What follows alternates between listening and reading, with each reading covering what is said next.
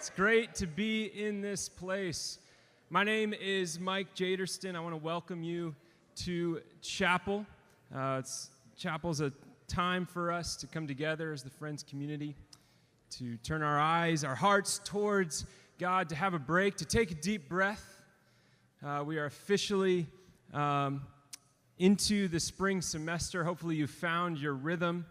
And we've got a lot of exciting things going on our campus. I know tonight is Footloose, all right, which we're excited about. We really hope you guys plan on attending there. We've got the Falcon Film Fest. You've been working on your movies, your short films. Some of you have, okay. We'll work on that. I don't know where Case is at, but you can find him if you want. There's Case. He's got more information about that. But a few things that are exciting on campus today. Our guest speaker, his name is Mark Allen Schoolmeesters, and I'll tell you a little bit more about him in a minute.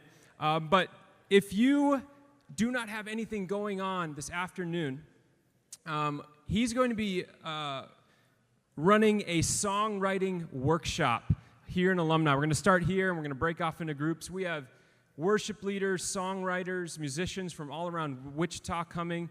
This is what he does. This is his passion. He's wrote songs with people like Chris Tomlin and Taya and some people you may know in the worship industry. And we would just love to invite you to be part of that. You do not need to have experience in songwriting. If you just are passionate about words and lyrics, or you've played an instrument and want to check it out. We're going to have all levels there, and it should be great. So tell your professors, sorry, you're skipping class. I don't know if you should say that. I probably can't say that. But we'd really encourage you to check that out. The other thing's a reminder, we've got a Sunday night gathering called Sundays at 9, all right, where we worship. We want to invite you to that. We have our Bible studies run by the SLAs going on. There's lots of great stuff happening on campus. It is? Oh. Note that it's an hour earlier this week. I didn't know that. All right, thanks, Nate. All right, everyone stand up for me. Let's look around the room, welcome someone, say hi to someone as the band comes up, and we prepare our hearts for worship. Oh, yeah.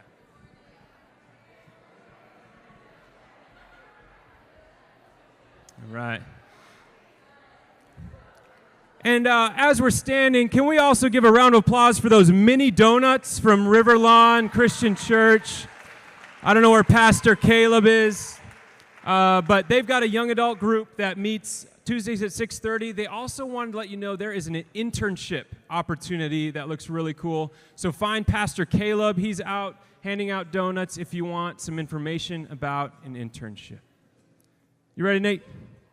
As ready as I'll ever be. Well, good morning, guys. As we stand together today, I would encourage you not to just stay in the same heart posture you are as you walked in, but take one step a little bit deeper and just prepare your hearts for worship. Prepare your hearts to meet the Lord, even if it's just for a couple minutes. Let's worship together.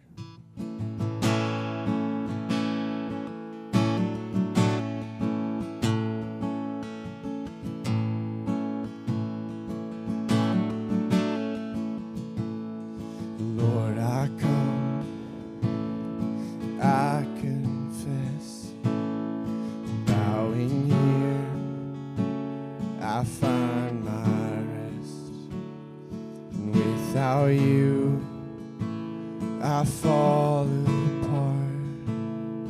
You're the one that guides my heart.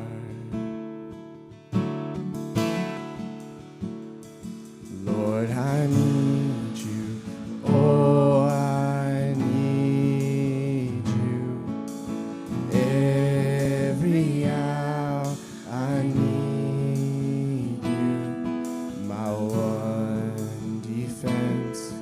My righteousness, oh God, how I need you.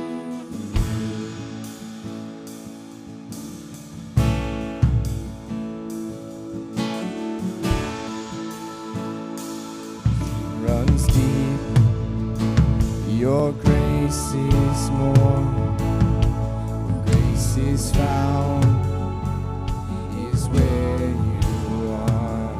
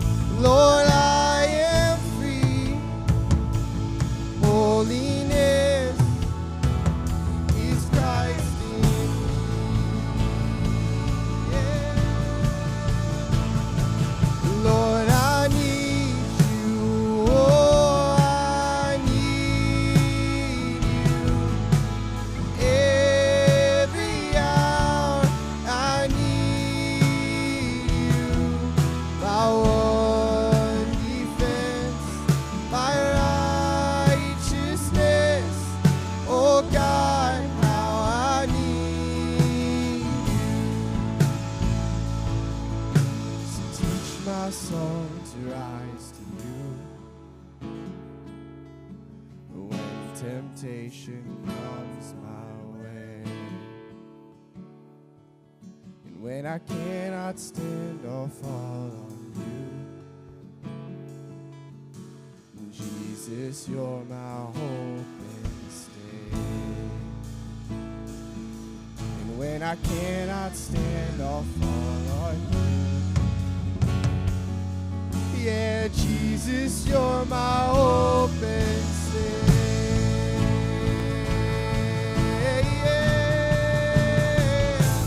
Lord, I need you. Oh, I need you. Every hour I need you. You're my one defense, my righteousness. Oh God, how I need you. Yeah, you're my one defense, my righteousness. Oh God, how I need you.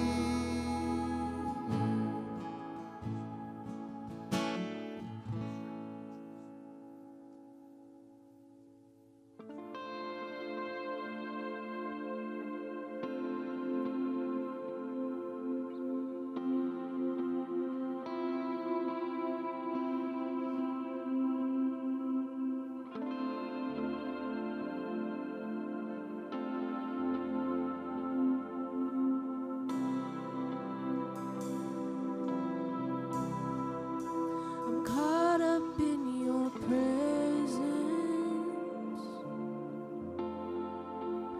I just wanna sit here at your feet. I'm caught up in this holy moment. I never wanna leave. Oh, I'm not here for blessings, 'cause Jesus, you don't owe me anything. It's more than anything that you can do. I just want you.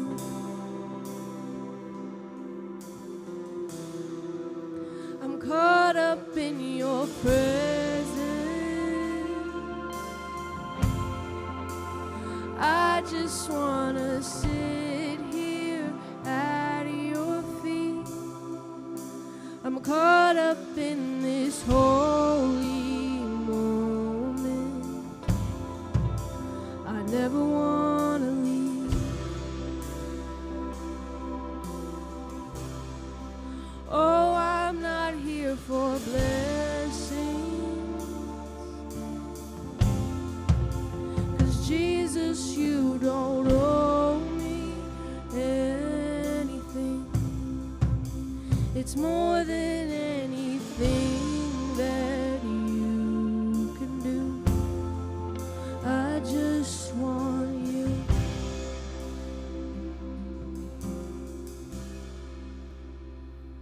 And I'm sorry when I've just gone through the motions. I'm sorry when I just sang another song. Take me back to where we started. I open up my heart to you.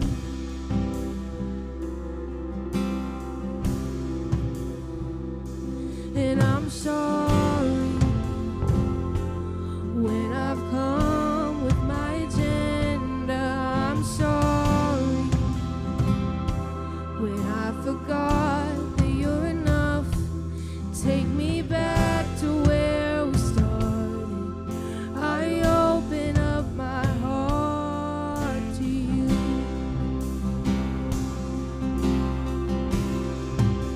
I'm caught up in your presence.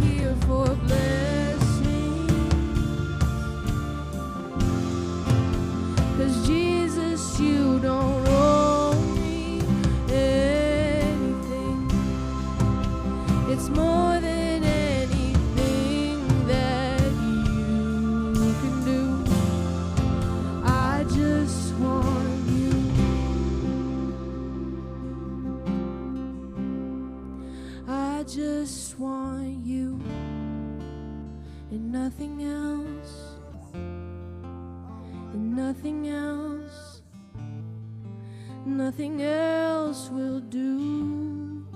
I just want you and nothing else, and nothing else, nothing else will do. I just want you and nothing else, and nothing else, Jesus, nothing else will do. I just want you and nothing else, and nothing else, Jesus, nothing else will do. I'm caught up in your presence. I just wanna sit here at your feet. I'm caught up in this holy moment. I never wanna leave.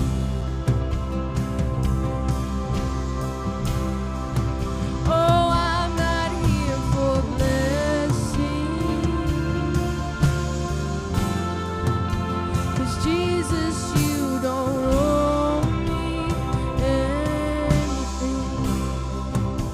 It's more than anything that you can do. I just want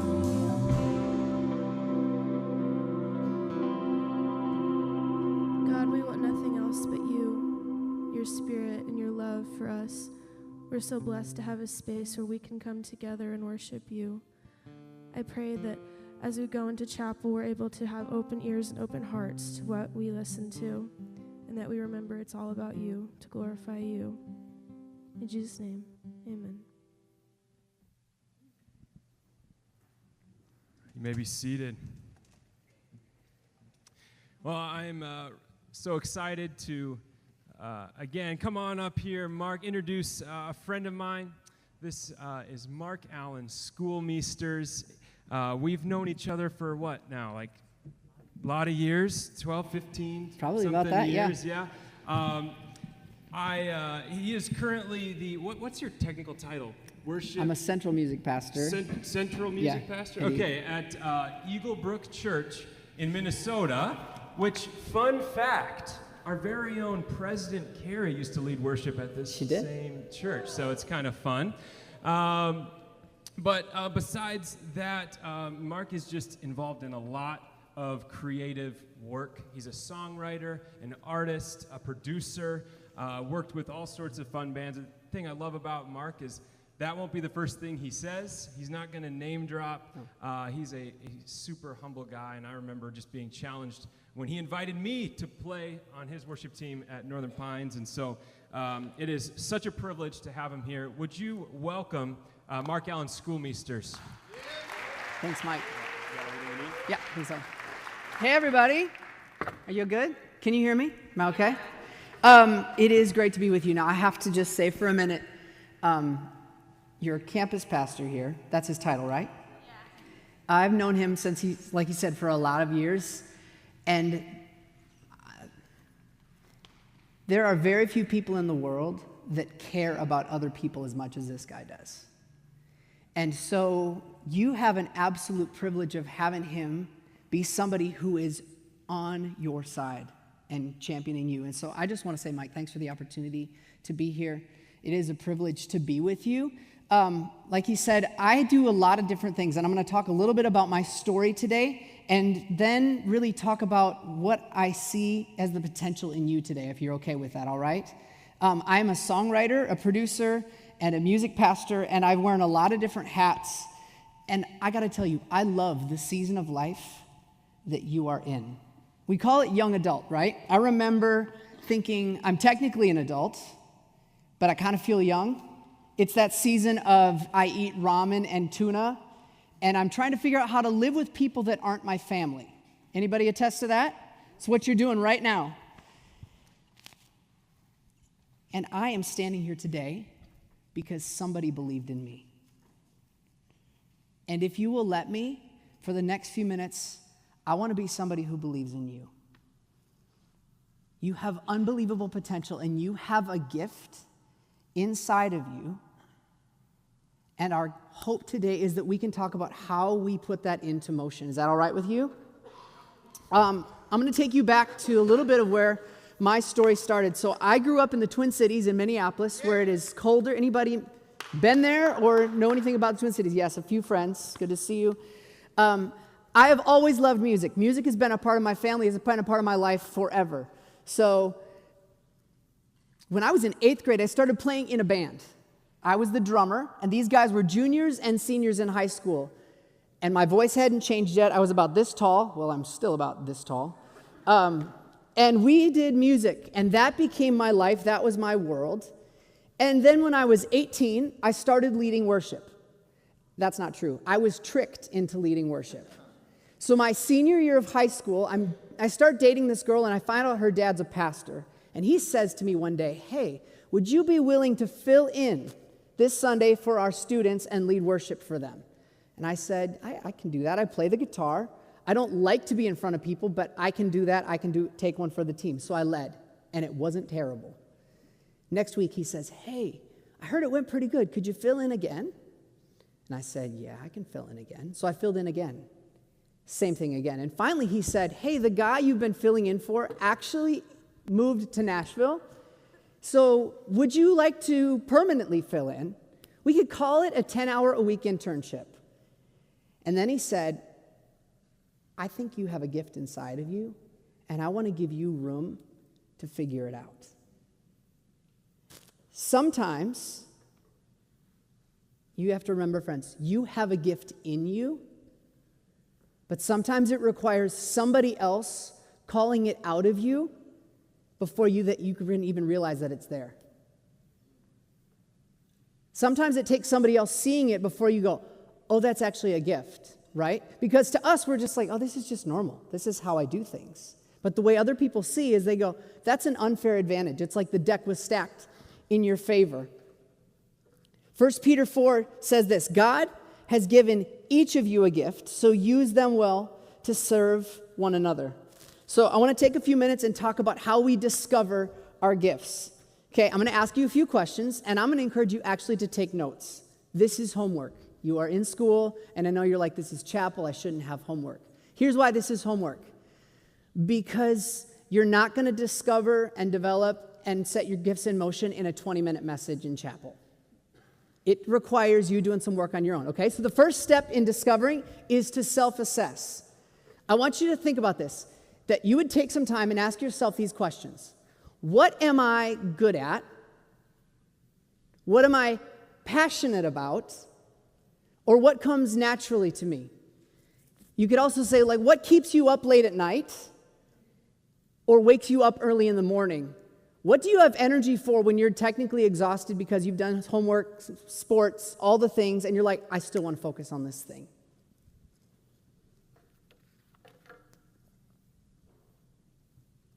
I want to say today, it's okay if you're like, "I'm kind of nervous about this talk because I don't think I have any gifts or I don't even know what they are." The process of discovery is just that. It is a process. It's not an event. And you discover little bit by little bit. So after you take some time and go, "Okay, look inside, what do I see?" Then I would love to encourage you to survey other people. Like, what do people say about you when you're not around? What are you known for?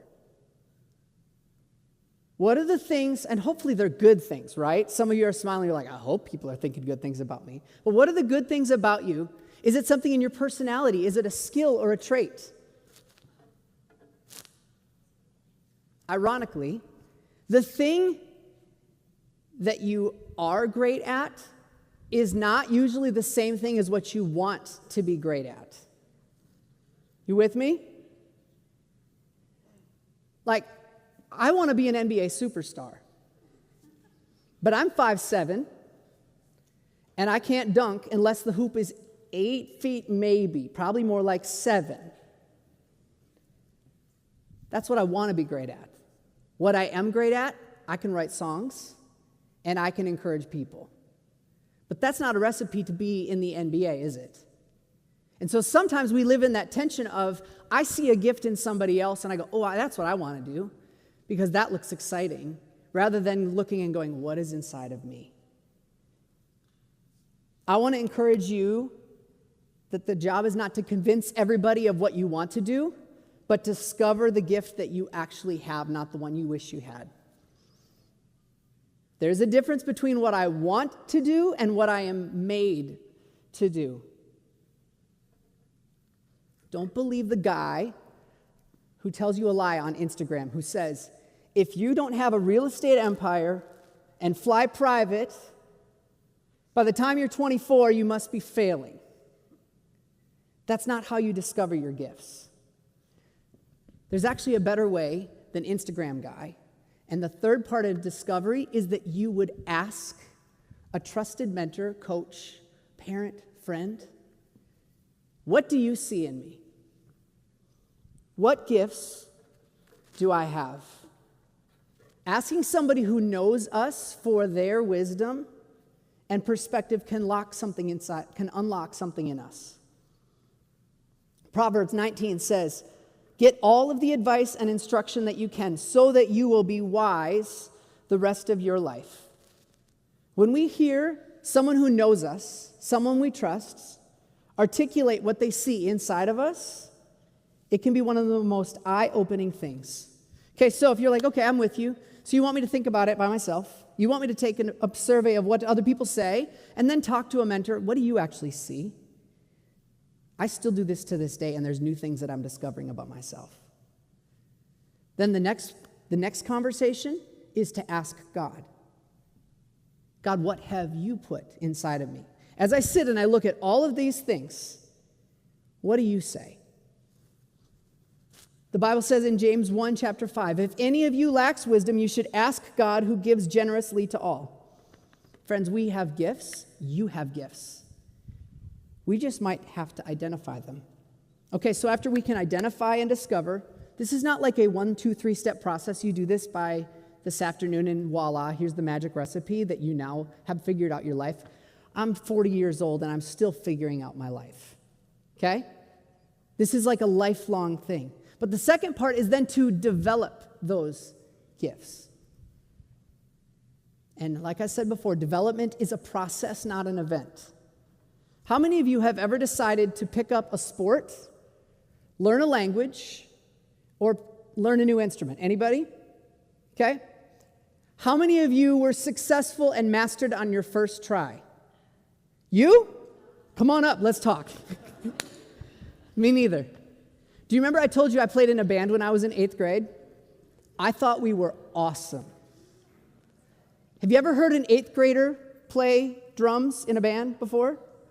He thinks he's awesome, but the truth is, I thought I was awesome for years, and finally my mom confessed a few years ago. She said, you weren't that awesome.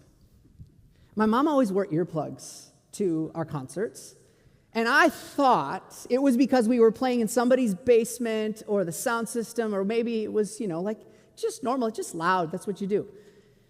It maybe had a little bit more to do with a lead singer who really didn't sing in tune very well, and guitars that were definitely out of tune. I thought we were awesome, but we were developing into awesome. Some form of it. My point is this: development takes time, and it usually requires that we go through things that we would not willingly choose. I think in the development process, we learn as much what we're not made to do as what we are made to do. I believe the best things in life don't happen overnight. They develop over time. I told you when I was 18, I was tricked into leading worship, and I hated that. Not the being tricked part, I got over that, but the being in front of people part. I don't actually like being here right now. I'm like a total introvert. The last place I want to be is in front of people, with all of you looking at me. But I discovered in that process that this is one of my gifts. I began to realize that my insecurity and my fear wanted to shut my gift down. And I had to be intentional to give my gift a louder voice than my fear. So when I was 20, I started to pursue music. I started to record music. I started to write my own music. And I felt like, okay, I'm going to be an artist. That's what you did when you're 20, okay? You become the guy. You do the thing. Nowadays, you'd get a Spotify, and you'd get an Instagram, and you'd have the whole thing. Back then, we recorded CDs. And I sold these things. They're plastic. They're like this big. And I'd sell them out of the trunk of my car. You used to put them in your car, and you could listen. We used to have these things called a Walkman. Like a CD, you could headphones, wires, not Bluetooth. This is the era I grew up in, okay?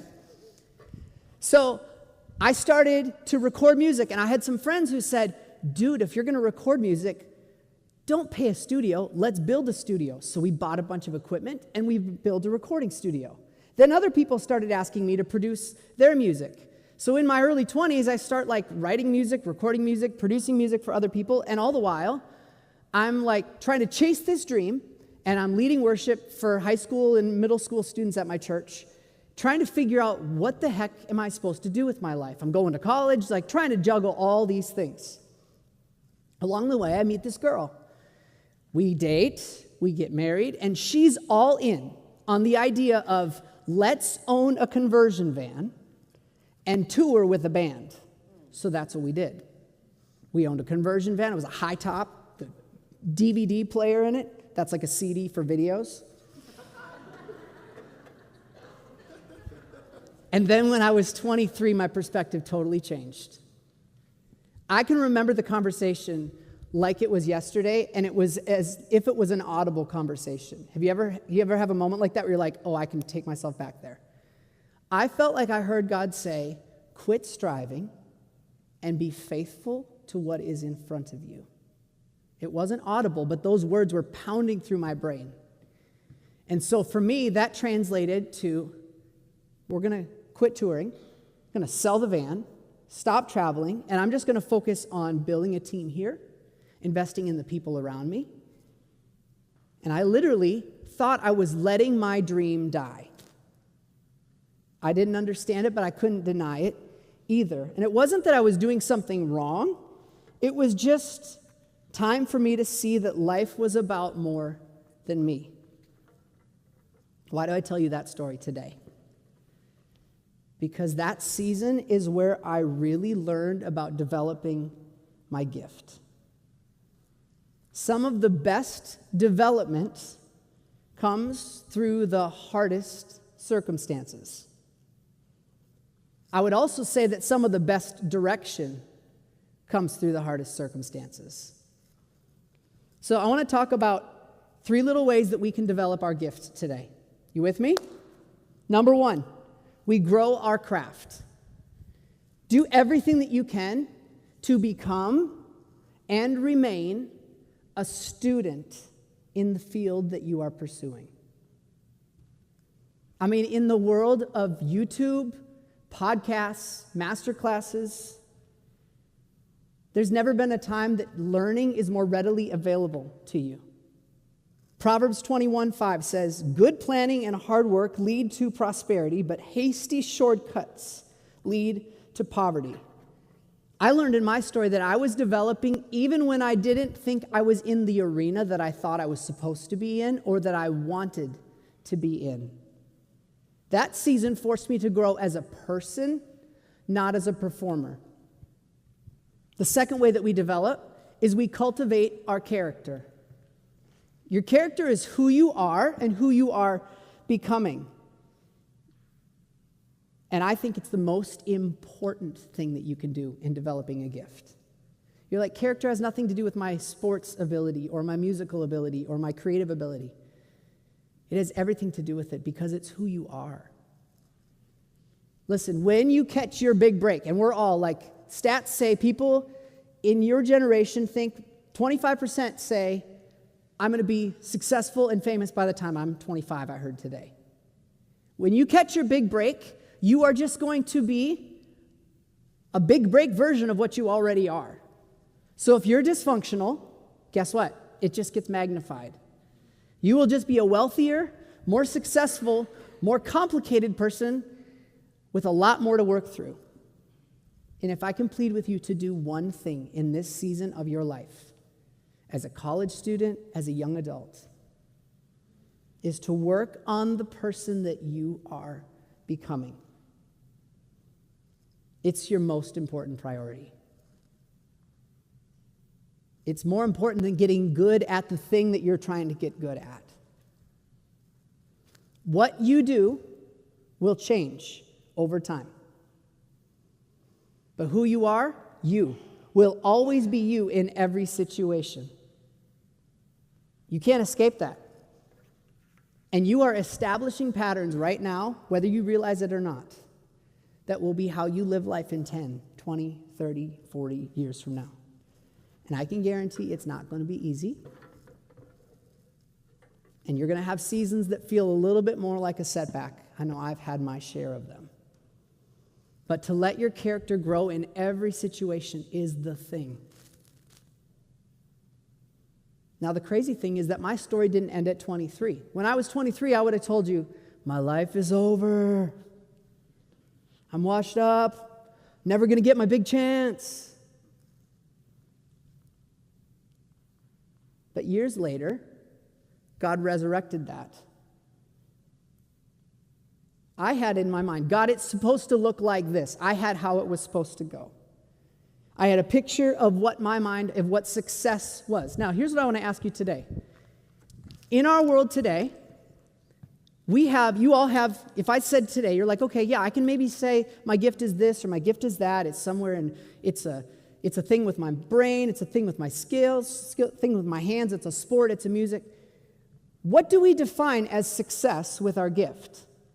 Like, how would you say, I'm being successful? What are the things? Now, I'm asking you. I'm from Minnesota where people don't actually talk back. It's like a Midwestern thing. I'm asking you to actually talk back to me at the moment. Okay, so I'm going to ask you again, and I want you to just shout them out.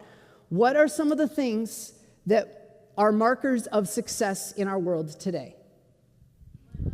Money. Fame. Likes. That's pretty good. That covers a lot of them. What else? What did you say? I'm a hoot? Thanks, I guess. What is it? A career, okay? Anything else? Happiness.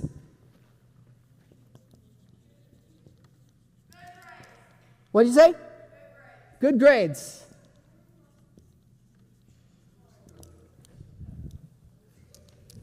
I love it. I think we have to redefine success. Let me illustrate it this way. A couple years ago, we bought and planted an apple tree. Has anybody ever planted an apple tree before? You have, okay. I learned a lot about apple trees. Number one, you can't plant them by themselves. You have to plant two trees because they need to cross-pollinate. That's a conversation for another time. Apple tree guy, I say to apple tree guy at the nursery place, I'm like, dude, how do I grow good apples? And he said, dude, that's the wrong question. The question is, how do you grow great roots? And I was like, what? Let me show you. I said, okay. He gets out a napkin and he draws this little picture for me. Art is not my skill. So this is my apple tree. He says to me, you want to have good apples, then you got to grow great roots. My logical next question is, apple guy, how do I know where the roots are if they're underground? It's a fair question, right? He drew a picture of the tree, and then he drew the roots. And he said, I want you to draw an imaginary line straight down from the furthest branch. He said, that is as far as the roots will extend. Here's the point. Your roots determine how wide your branches will grow. Your branches will never extend beyond the reach of your root system. So he said, if you want to grow your roots, he said every year you put fertilizer a few feet further out from here. And then the next year, the roots will grow to reach that fertilizer, and your branches will grow in turn. The third way that we develop our gift is we focus on our roots. Here's what I mean. All of this stuff, this is fruit. This is the top of the tree. The roots is who you are underneath the surface. And if you focus on this stuff is a natural byproduct. And that's what I didn't get at 23, that I finally got at 30 when this stuff started to happen. I'm not rich and I'm not famous and I don't have 1 million likes, okay? But it became successful in the world's eyes. But I had the character to handle it. So when I was 30, I got a phone call from a group in California called Jesus Culture, and someone said, hey, I heard some of your songs. These were songs that I had written in what I thought were my dormant season. Like, nobody knows me, I'm just in obscurity, and I think I'm just being faithful and just putting in my time until I get my big break. All the while realizing that time is actually the whole point. That the point is not about the big break, the point is about the people that you get to walk with along in life. And in that season, I got the phone call that said, hey, would you come and write with these people? And if I was 23 and they called me, the whole world would have known. You would have known. My mom would have known. My wife would have known. My kids would have known. My neighbors would have known. And it would have been all I could think about, all I could talk about. At the age of 30, it was kind of like, oh, that's cool. Hey, are you picking up the kids from kindergarten or am I today? It was just like I kind of got passed over because my perspective changed. At 30, I had cultivated enough character that I could handle that opportunity, that at 23, my life would have imploded. At 23, I wouldn't have told you it would have imploded, but looking back, I know that my life would have been a freaking train wreck if I would have had the opportunity at 23 that I wanted when I wanted it.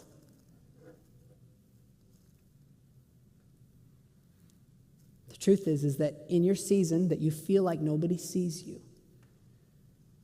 God is preparing you. God is actually protecting you. In my case, he protected me from myself. Romans 8 says this, and we know that God causes everything to work together for the good of those who love God. That's usually where we stop at the verse, right? And who are called according to his purpose for them. Not according to our purpose. At 23, I wrote my verse to say, God's going to work everything out for me according to the way I think it's supposed to go. But God's purpose for you and God's purpose for me has less to do with what you do and more to do with who you are and who you become.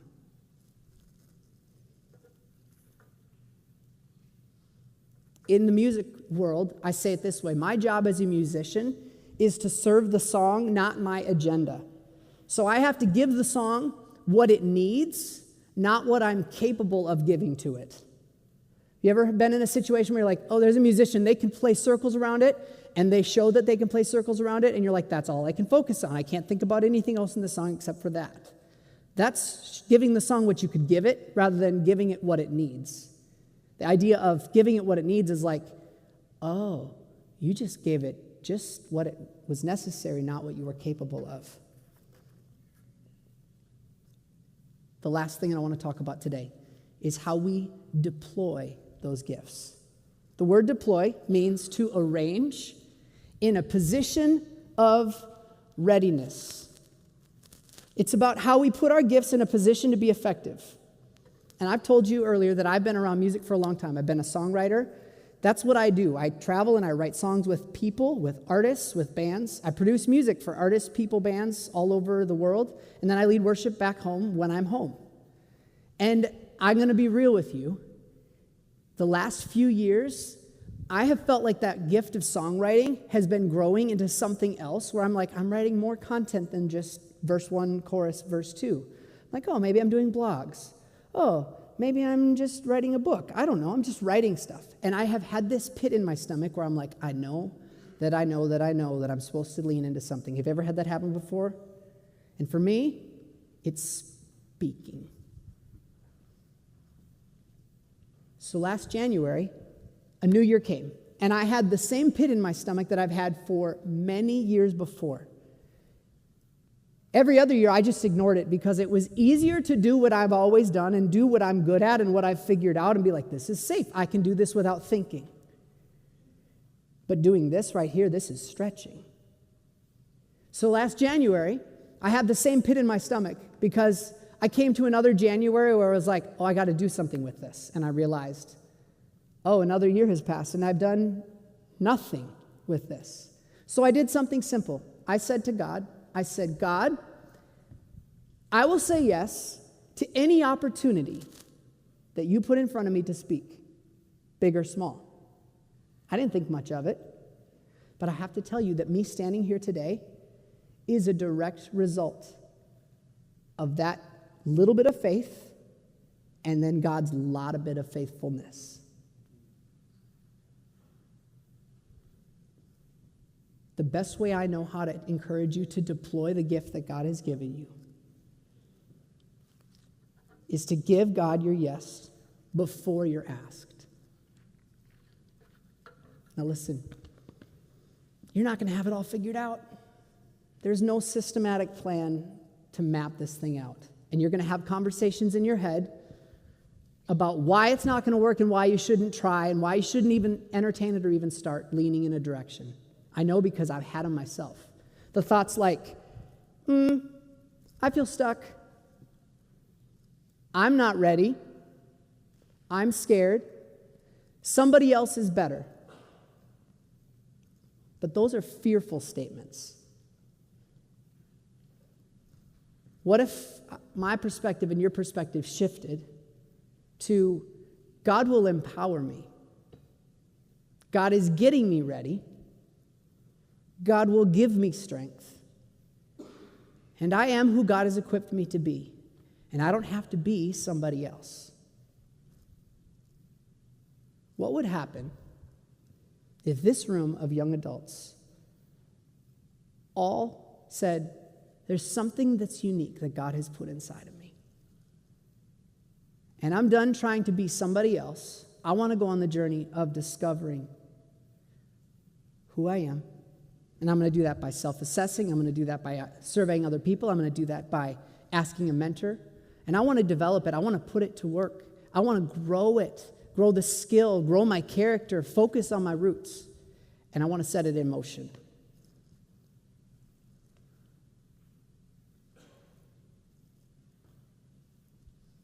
I want to close today, maybe a little bit different than you normally do. Normally you close with a blessing. And writing songs is the way that I process life. It's the best way I know how. It's like therapy for me. I say if I don't keep writing, I'll basically flatline and I feel like I'm going to die at some point.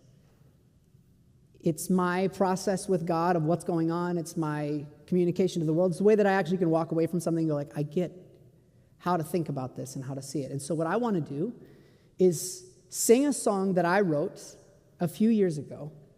It's a simple song, and I'm not asking you to stand up and sing along. I'm going to sing a song that has been a part of my journey of saying, God, I want to be open. I'm going to hold back nothing. So I want your will and nothing else. I have to let my dreams die in order to put my trust in you, knowing that you maybe see a bigger picture. Because when I was 23, I thought I saw the whole picture. But I only saw a one-dimensional fragment of what has become the most amazing, beautiful picture. And so, as I sing this, I'm going to invite you to sit in your seat. If you want to move, you can move. This is your time. For me, is this mic on now? Can I switch mics? Amazing. That was seamless. The truth is that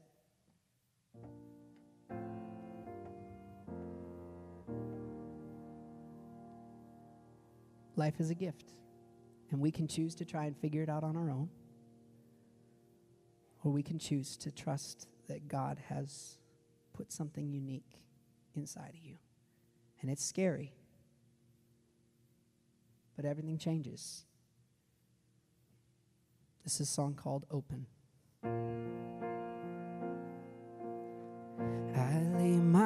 life down on your altar. I want your will and nothing less. This is the death of my ambitions. I know your ways are always best. I leave my heart open, open to you. I'm holding back nothing, nothing from you.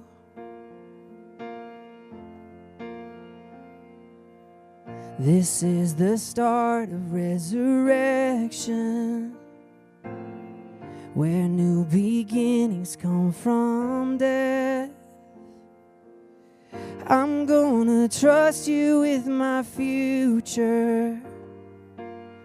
Lord, I surrender to your plans. I leave my heart open, open to you. I'm holding back nothing, nothing from you. So take my life and let it be a holy offering. Here I am, Lord, all of me. I surrender everything. Take my life and let it be a holy offering. Here I am, Lord, all of me. I surrender everything. I leave my heart open, open to you. I'm holding back nothing, nothing from you. Would you pray with me?